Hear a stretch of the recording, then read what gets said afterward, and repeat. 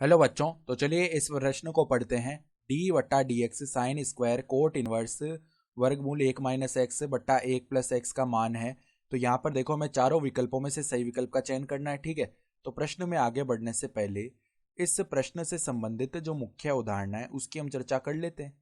तो यहाँ पर देखो, हम कुछ सूत्र जानते हैं कि कोस 2 थीटा का सूत्र क्या होता है। देखो, 1 - 2 साइन स्क्वायर थीटा, ये होता है सूत्र।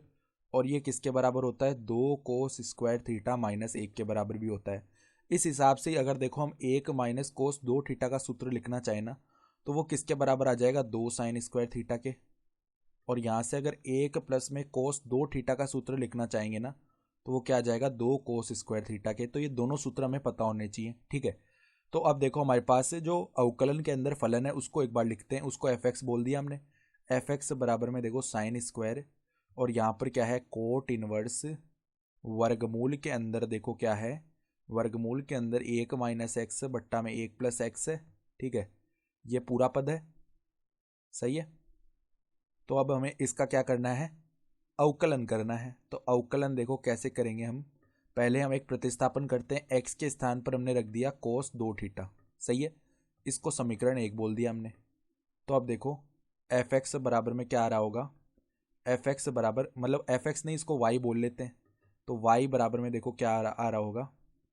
वाई का मान देखो यहाँ से क्या बनेगा। अब हमें डी वाई बटा डी एक्स ही तो निकालना है। मतलब देखो, वाई हमने इस पूरे फलन को बोल दिया जो अंदर अवकलन में था। ठीक है, तो एक तरीके से हमें डी वाई बटा डी एक्स का मान ही लिखना है अब।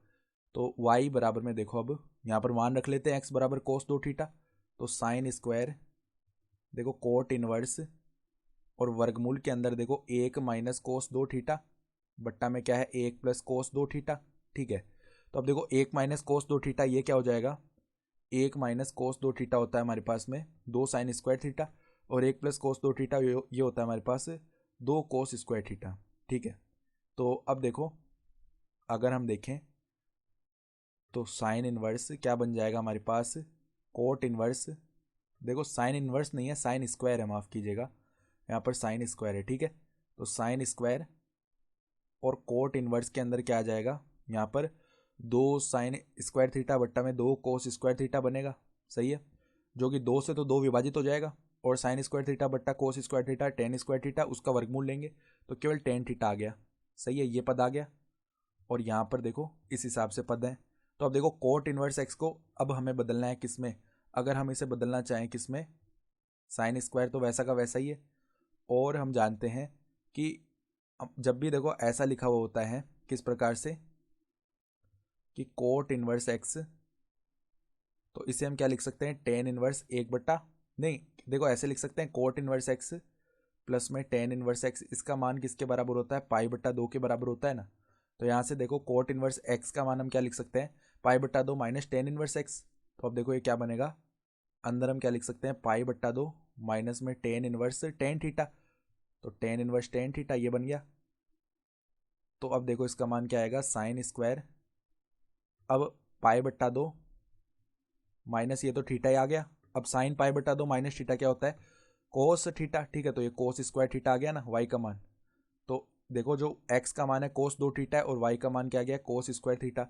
तो इसे हम समीकरण 2 बोलते हैं। देखो वाई बराबर में कोस स्क्वायर थीटा आ गया ना, इसको समीकरण 2 बोल लेते हैं। तो पहले तो देखो समीकरण 1 है ना, उसमें दोनों तरफ हम थीटा के सापेक्ष अवकलन करते हैं। तो डी एक्स बट्टा डी थीटा का मान देखो क्या आएगा?